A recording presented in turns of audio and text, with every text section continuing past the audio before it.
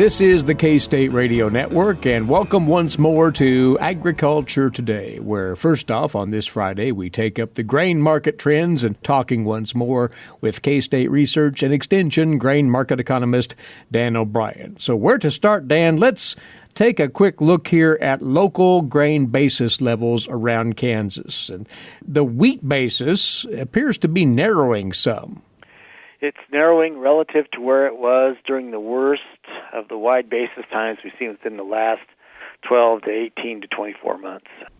The reported basis levels in central and eastern Kansas running from the narrowest numbers of about 30 under, and that's the number of locations, Hutchinson, Wichita, Wellington, south central part of the state, up to Topeka, east central, northeast. Atchison is at 45 under, Salina at 30. So you're looking at basis levels that are not as bad as we have seen them of late. Heading out to the west for wheat, we're a little bit wider. We have transportation differentials being reflected. We're running anywhere from, the best basis bids at Syracuse and Ulysses at 40 under, but most everything else running 50 to 65 under the May contract. So interesting to see that. Maybe it's just an irony, but the two best basis bids recorded by the USDA Ag Marketing Service were both 7 under, and one was in Atchison, Kansas, and the other one was in the very southwest corner of the state, down at Ulysses. And they're both 7 under the May. For corn. Right. For corn, that is. Of course, out in Ulysses, you're looking at a strong livestock feeding area, some ethanol plant influence. If you're up in the northeast part of the state, you're looking at corn processors. Of course, there's some Kansas City market influence. So just ironic to me that the two best basis bids in the state are exactly opposite of one another. You do see, again, Topeka basis about 12 under. The other best basis bid in that central part is at Wellington at 20 under. Others running 25 to 35, 40 under. For corn out into the western part of the state, again, demand center. Beyond that Ulysses bid, you're looking at from 13 to 48 under, just depending on where you're at. We think so often of Garden City and Dodge City. Garden's running at 18 to 20 under, Dodge City at 25 under. So, again, just a reflection of the demand pull for corn, for livestock feeding, for ethanol usage out in those parts of the state. And not much in a way of a dramatic move in the soybean basis to speak of then. No, a major difference, of course, between western Kansas with basis bids of, again, and these are major elevators running from $1.15 under to $1.30 under, and the bids in the eastern and central part of the state for basis for beans, particularly in Topeka and Atchison at 45, 50 under. Other locations, again, Salina, Newton, Hutchinson, Wichita, all running 85 to 96 under. Of course, you've got, what we don't see reported here is the basis bid at the major soybean processing plant in the state there in Emporia. And so I would think some of the influence we see there in Topeka for a little bit narrower basis, probably an offshoot of what's going on with that processor in the Emporia region. Well, let's look a moment at field conditions, and there are some concerns, although they're somewhat muted now, but they're out there, about the late corn planting that's occurring in the Corn Belt and to the point of corn planting delays flat out in key parts of that region. We are of two minds when we look at the prospects for field work, how dry soils are, how wet they are. If you take and run a line basically from the Rio Grande down at Texas and heading towards West Texas, and run a line up through Texas, through western Oklahoma, through right in the heart of Kansas, heading up into Iowa, and actually even including the northern part of Illinois, and then turn pretty much north, head up into Minnesota and North Dakota on right up into Canada. The last 30 days have been pretty dry. Really, we're showing only 10 to 20% of normal rainfall through Tuesday, the 25th. You do see wetter conditions in the, southern Illinois on in through most of Indiana, Ohio, Michigan, eastern Wisconsin. So we're really kind of mixed in terms of our conditions, to the degree that these conditions persist, we would perpetuate what started out to be a slow beginning to corn planting. You look at the national numbers, we're 5% planted. Previous year, a year ago, we were 15% planted on this date. 14 is the 5-year average. Here in Kansas, 15% planted. Our normal 5-year average progress is about 24. I think our experiences of, times when we've been worried about whether the crop in the United States will get planted in a timely manner, and then we get a few open days and we go like crazy and get most of it in about a week and a half. So I know we're early to be worrying about eastern United States issues. There is some forecasts of moisture about 4 or 5 days out that could hit those same areas. So I think the outtake of all of this is that if we're worried about moisture affecting the rate of planting here in the U.S., it's mainly an eastern Corn Belt phenomena that we're looking at right now, and it'd have to perpetuate for 1 or 2 or 3 weeks before we'd really, to get into the middle of May, before we'd really start to see much market impact and worries that corn acres could get pushed out of the back of the planting window off into soybeans. Mm-hmm. And there's a friendly note on the corn side in that exports, the latest numbers anyway, are at long last off of square one, it appears. We saw an officially recorded week of 70 million bushels in U.S. corn exports for the week ending April the 19th, and we need a pace of about 56 to meet the USDA's projections. So that's, quote, good news. We have forward sales of about 1.96, 1.97 billion bushels. That's about 88% of the way towards the USDA's projection of about 2.225 billion, with only about 64% of the marketing year done. So as we're sitting right now, it looks like the export pace for corn is probably going to meet the USDA's projection, and that's good in terms of keeping the final ending stocks figure for this marketing year, quote, under control. I guess somewhat of a surprise, we are even still seeing a pretty decent pace of exports for grain sorghum. Now, we're not seeing a lot of new sales, but we're seeing shipments being decent. We had a week ending, again, April 19th of about 4.9 million bushels of exports of U.S. grain sorghum. We need a pace of about 3.4 to meet the USDA's projection. What you do see that's a little bit concerning is that total shipments through that same date, about 181 million bushels. Sales and shipments together only at about 207. So again, the risk is that we ship everything that we had on the books, and then again, if we get to the place where move along for the rest of this marketing year, no changes come about in the U.S.-Chinese conflict over trade, and if we have to clamp down without recourse on U.S. grain sorghum for the last part of this marketing year, then things get rougher in terms of shipments and probably weakening of prices. And since you brought it up, and this refers to both soybeans and sorghum, we're leaving the elephant in the room for last, in effect here. There are hints that a resolution, Dan, may be at hand to the China trade dispute with the U.S. Now, not jumping to conclusions here, but at least potential favorable news. Yes, an article came out of a newspaper in China with a headline there that says, U.S.-China trade spat, semicolon, Trump says good chance of a deal. And then it goes and talks about how they have, that from the U.S. side there were positive statements being made. It does point out in that same article that really the key date here seems to be May the 15th. There's a hearing set up. I'll just read from the article. If Beijing and Washington fail to reach a deal, American tariffs would take effect after a May 15 public hearing. And then the next day, to complete the thought, April the 26th, an article says Chinese Premier Li says open to negotiating trade with the U.S., Reuters. Again, another positive statement. So lots happening. When you add in, again, the potential for some planting issues for corn and also USDA report coming out on May the 10th, the WASDE report with the first projections for new crop 2018-19 in that particular WASDE report. You've got a lot of information that the market will have to adjust to and process and determine whether they're bullish, bearish, or neutral on.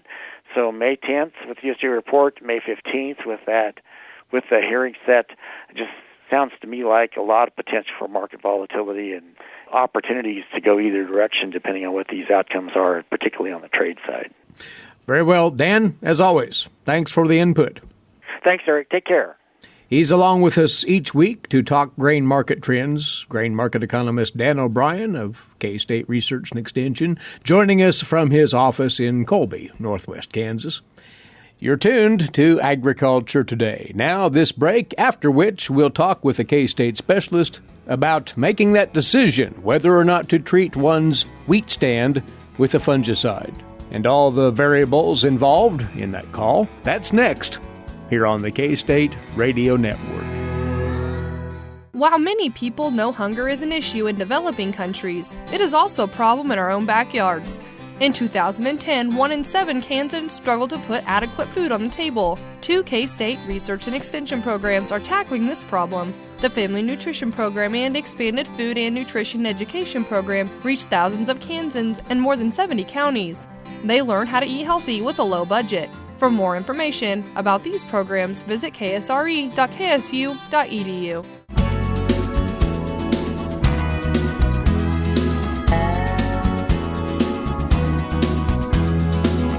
Agriculture Today is back now. We're entering that pivotal time now for you wheat producers to think about the potential disease threats to your stands. And, of course, there are all sorts of mitigating factors that go into that and complications given our weather up to recently. Joining us once more is wheat disease specialist Erick DeWolf of K-State Research and Extension. Eric, you've been keeping an ear to the ground on various things, including what's happening with the rust disease complex to our south. And you have some information to pass along, you say. I do. I think, so far this year we've been monitoring that situation as we often do in Texas and Oklahoma, where these rust diseases were often survive the winter months. So far this year, everything had been largely quiet. Only low levels of disease, stripe rust, and leaf rust, some of our major enemies in the state, had been reported to our south, and that's good news. We often get some of our first indications of problems as early as February and March. So when we were hearing of only low levels of disease, we were optimistic that Kansas growers may, in fact, have only low levels of disease to deal with here in the state. However, things have begun to change. Just earlier this week, we received word from one of my colleagues, Dr. Bob Hunger in Oklahoma State, and he was reporting that southern and parts of central Oklahoma are seeing increasing levels of stripe rust and leaf rust. I think that's largely because of some more wet weather that we've had in both Oklahoma and parts of Kansas over the last 2 to 3 weeks. So I think those conditions are favorable for the disease to develop in Oklahoma, where the disease was likely already established at low levels. And we need to be keeping our eyes out locally here as our crop in Kansas reaches these critical stages of growth. Has it been confirmed at all in Kansas, either of the rusts? Well, we have had some reports of low levels of stripe rust, particularly in the southeast portion of the state. There was one field of a variety Everest. We know Everest has been out on a lot of acres, is known to be susceptible to this disease. There's a lot of acres of Everest that are planted in the southeast portion of the state. And with that vulnerability there, I think it's important for growers that are in that area of the state, knowing that stripe rust is already there in some low level, to be on the lookout for stripe rust developing more as we've had more conducive weather. But the balance of the state is rust-free to the moment. That's the good That's part. My understanding is we've known the dry conditions so far in February, March, and early April were largely suppressing the disease development. But as we've gotten some more moisture and the disease continues to develop, we may see that begin to change soon. Now, the later we can hold rust off, the better chances that wheat crop will have to outlast it, so to speak. Is that our history? Yes, that is our history. So it's often a kind of a race to the finish here. And the later that the rust gets established in our wheat crop, the less damage it can cause. Early disease establishment, more time to damage those upper leaves that contribute to the majority of the yield potential of the crop, the greater the potential for yield loss. So early and sustained disease pressure creates more risk. late disease diminishes our risk significantly. Other diseases beyond the rusts that have been identified at all so far, Eric? Well, I have seen some low levels of both powdery mildew and some just beginnings of some tan spots, some of the leaf spotting complex that will often be residue-borne and come off those residues around the jointing stages of growth. This is around the time jointing through flag leaf emergence where we start to see some of those diseases get established on the lower leaves as well. Much of a threat, though? In most situations, the powdery mildew is not a serious threat. Only in highly susceptible varieties would we be concerned about powdery mildew. In most situations, as we get periods of low humidity and air to move through the canopy as the plants continue to elongate here as they approach heading, the powdery mildew will slow down to a dramatic extent. Only in heavy, thick, lush canopies with high fertility or irrigated fields do we often see the powdery mildew persist into the heading stages of growth. So it may fade away. That's the hope. In many situations, it will fade away. Maybe one thing we would add is if you do find you have stripe rust or leaf rust as you approach those heading stages of growth, and you also have some of these leaf spotting and powdery mildew, if you have multiple diseases kind of working away, I think that also elevates the risk of you having one or more of those cause some serious problems. And that'll come back to treatment decisions, which we'll address in just a second here. Viral diseases, any news about those out there? Well, we've been monitoring that situation pretty carefully as well. Last year, as you remember, was a major outbreak year for wheat streak mosaic in not only in Kansas, but throughout the Great Plains region. And this year so far, it looks like the levels of wheat streak mosaic have been relatively low. So we've only received just a few samples into the K-State Diagnostic Lab compared to hundreds at this time last year.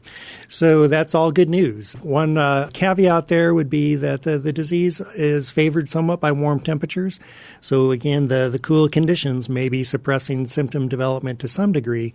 We often start to see the symptoms of wheat streak mosaic and some other viral diseases beginning to develop between jointing and the heading stages of growth. So we're right there at that critical time that if we can make it the next 2 to 3 weeks without seeing major problems, I think we are currently looking at low levels of disease. Yeah. It's worth acknowledging, just as a sidebar here, that there was a concerted campaign to rid of volunteer wheat coming out of last year into the fall planting time to try to rein in wheat streak mosaic. Well, we certainly hope so. There was a major campaign on the part of K-State, and the Kansas Department of Agriculture. Kansas Wheat was also a major player in that as well, of trying to get the word out of that ever-important volunteer wheat and other grassy hosts of this wheat streak complex. So that, and combined with some other weather conditions that likely also suppressed the disease spread into the newly seeded wheat crop last fall, I'm optimistic that we may escape a outbreak of wheat streak mosaic yet this year. That's welcome news to growers who suffered through that epidemic last year, particularly in the western parts of the state.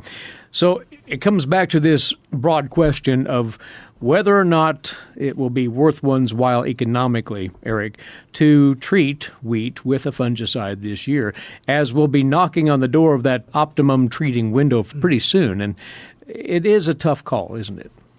It is a difficult call, particularly when we have narrow profit margins already on our wheat, and commodity prices, wheat grain prices have been struggling as of late. So combined with the diminished yield potential resulting from dry conditions early in the growing season has got me scratching my head a little bit about what's the best thing to do. So it's difficult to make a one-size-fits-all or general blanket recommendation here. It's going to be a grower-by-grower decision, field-by-field type of decision. What we can tell you is a little bit about the risk. So we know that the risk of disease is now developing to our south, where previously it had remained quiet. So I think it's time to be out looking, and some of those indicators that can help us inform the risk.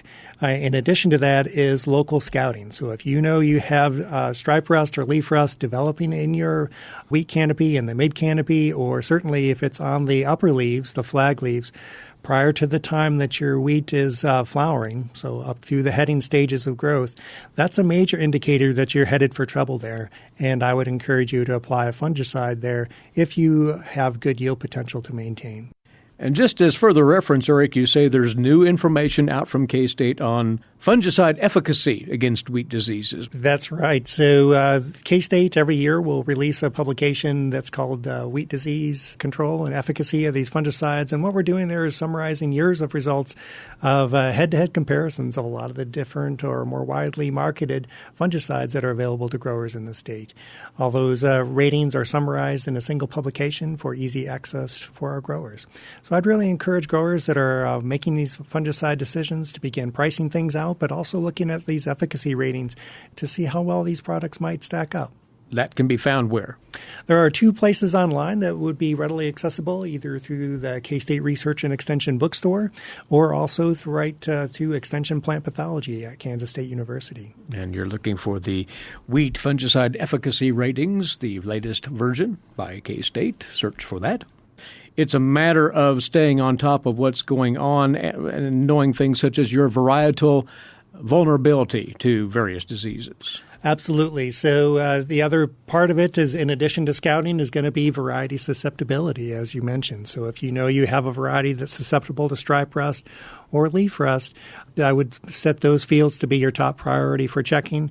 And then we can always check those that are known to be moderately resistant to intermediate, that even intermediate levels of resistance can buy you some valuable time to make a good decision here and get things put in motion at the right time. Eric, we'll likely have you back here in the not-too-distant future to get caught up on the potential rust threat to our Kansas winter wheat and any other late-arriving diseases that might start to well up here as we get into that crucial time for making a decision on fungicide treatment. And we appreciate you coming over and keeping us in the know to the moment on all of this. Thanks for joining us. You're welcome. Erick DeWolf is a wheat disease specialist with K-State Research and Extension. You're listening to Agriculture Today, and we'll return in a moment on this, the K-State Radio Network. Have you ever thought about where your food comes from? If you're thinking the grocery store, think again. Facts show that the American farmer feeds more than 129 people. They are continually increasing and improving their operations. A wide variety of crops and livestock are grown in Kansas as well as the United States, providing food to your dinner plate. Next time you see a farmer or rancher, thank them. For more information, contact K-State Research and Extension.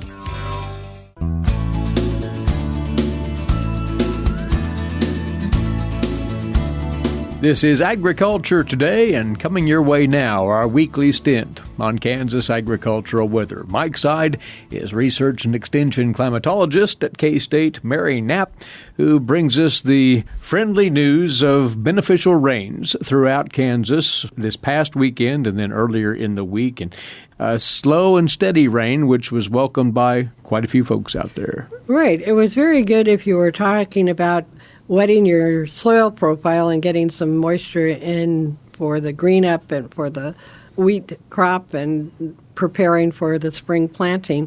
Didn't do much to fill farm ponds. Right. I was going to say not much in the way of runoff for supplying farm ponds.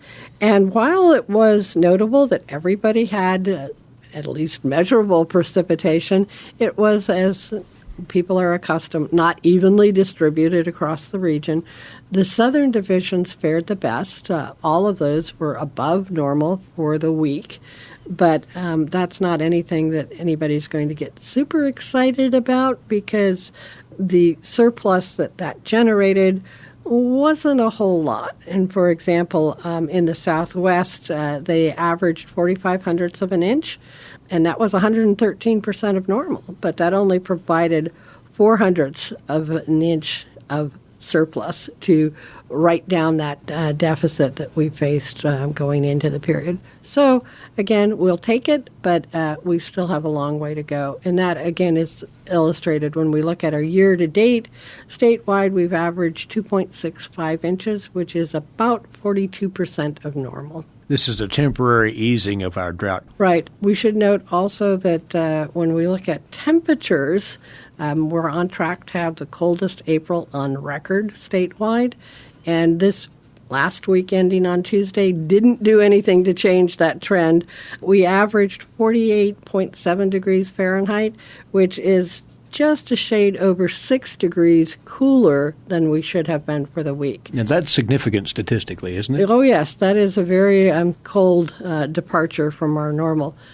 And we'd also note we continued pretty much to have those roller coasters of temperatures. We hit the 90s in several locations, 97 in both the southwest and the south central on the 18th, but we dropped into the 20s everywhere. Even the southeast got down to 28 on the 20th. The north central had the biggest drop. They went to 16 degrees on the 20th. So again, we're looking at changes from our high to low of being anywhere from 50 degrees to 72 degrees. So again, a really wide swing in those temperatures. There's been enough warmth, though, that our soil temperatures, you say, have risen decently to the point where it's now accommodating planting. Right. Even in the northern tier of divisions, which is where we've got some of our coldest air still in play, we're seeing soil temperatures averaging in the upper 40s to low 50s. So again, despite the cooler air temperatures, we are getting some warmth in those soils. And part of that is we're getting higher sun angle at this time and longer days. And that incoming solar radiation does help to warm the soils. It'll be slower if you've got a lot of cover on it, but it still has that impact, and it is beginning to have an effect. And a positive effect for those who are trying to get those corn stands going. Now, we look at the forecast, and next week there appear to be storm impulses out there that could roll in and provide us still more moisture? Yes, there is another couple of systems coming through, and it is encouraging that the quantitative precip forecast for the week calls for fairly good moisture. This time it looks like it's going to be more tilted toward the central and eastern parts of the state, but those areas may see as much as 2.5 inches of rain in the week time frame. Southwest Kansas is in kind of the bubble where they may see 1/10 of an inch or less, but it's a very small bubble. It's basically the Elkhart area may miss out on it, and then the amounts increase as you go north and east. Northeast Kansas was the area that missed out this last week. They averaged 1/100 of an inch to nothing, but they look to be closer to the bullseye of that 1+, maybe as much as 2 inches of rain. So again, that would be welcome. As we move into the 6 to 10 and 8 to 14 day outlooks, both of those call for wetter than normal conditions. So we may see a wetter pattern as we enter the month of May. Temperature-wise for the time period, the 6 to 10 day is looking to continue the cooler than normal trend.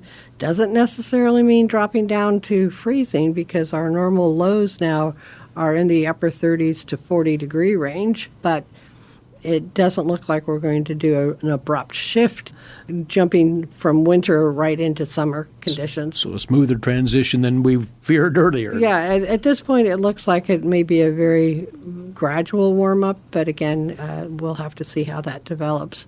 As you look out a little bit further, that cooler than normal pulls just to the eastern part of the state. The western part is looking to be closer to average temperatures. And the outlook that they have for May at this point does call for warmer than normal temperatures for the state. And just a quick concluding note here on severe weather prospects. We've been in what has been described creatively a tornado drought in the Central Plains. Is there any sign of that changing anytime soon? Well, we do have a chance for thunderstorms in midweek next week, and anytime you have the thunderstorms, you have that potential for something severe to develop. But that being said, it doesn't look like there's going to be enough energy with this system to produce a tornadic event in Kansas. As you move further east, the chances for tornado activity increase. They've talked about it being a product of our drier conditions, but really there's more credence to the theory that it's the cold conditions that are stifling that severe weather activity. When we get severe weather, usually there's very pronounced differences between the systems. So you've got warm air in place being displaced by the cold, and we haven't had the warm air in place for that displacement, so you're not getting that energy exchange that would generate a tornadic event. So can't rule it out, but on the upside, rain in the forecast more prominently than we've seen in some time. So looking forward to it. Mary, thanks. Thanks, Eric. Along with us each week, Mary Knapp, Research and Extension climatologist here at K-State, and our time is away for today as well as the week. Thanks to you for being along with us, and do enjoy your weekend. Eric Atkinson here for Agriculture Today over the K-State Radio Network.